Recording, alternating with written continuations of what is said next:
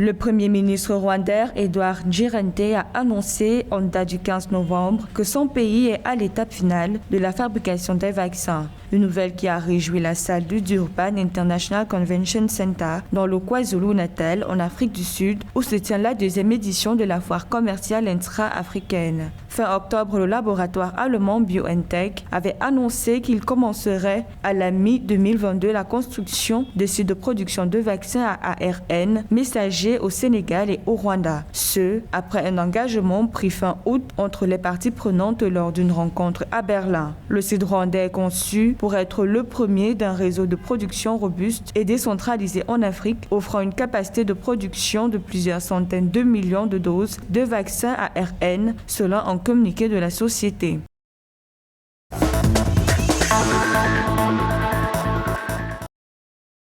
Selon le ministre de la Santé du Cap-Vert, le pays a enregistré 3 nouveaux cas d'infection à la COVID-19 au cours des dernières 24 heures et n'a enregistré aucun décès dû à la maladie depuis 25 jours. Selon la même source, un total de 312 échantillons ont été testés au cours des dernières 24 heures, ce qui a donné lieu à 3 nouveaux cas de contamination par le nouveau coronavirus, tandis que 10 personnes ont guéri de la maladie pendant la même période. Les autorités sanitaires capverdiennes ont estimé que la 25 jours sans enregistrement de décès et d'hospitalisation par la COVID-19 est un résultat de la campagne de vaccination. Les données du ministre de la Santé montrent également que 82% de la population éligible au Cap-Vert a déjà reçu la première dose.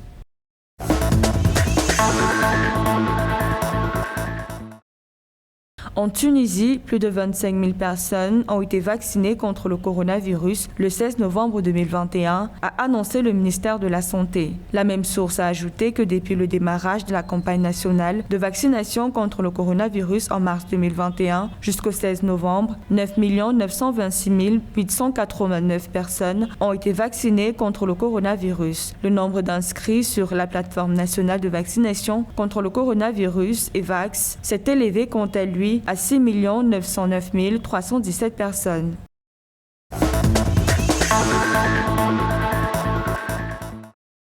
Au Gabon, le président du Parti social-démocrate Pierre Claver Maganga Moussavou plaide pour la poursuite de la gratuité des tests PCR. S'exprimant le 12 novembre dernier sur les questions relevant de la politique intérieure, le président du Parti social-démocrate Pierre Claver Maganga Moussavou est revenu sur les mesures gouvernementales annoncées le 27 octobre. Le 15 décembre, la présentation d'un pass vaccinal ou d'un test PCR sera obligatoire pour accéder aux espaces publics. En outre, les tests gratuits seront facturés à 20 000 francs, tandis que les VIP passeront de 20 000 francs à 50 000 francs CFA. Si le président du PSD a salué les efforts du gouvernement pour la lutte contre cette pandémie, il appelle néanmoins ces derniers à ne pas augmenter le coût du test PCR. Maganga Moussavou a plaidé pour la poursuite de sa gratuité. Il explique cette sollicitation par la crise économique qui sévit au Gabon asphyxie les populations.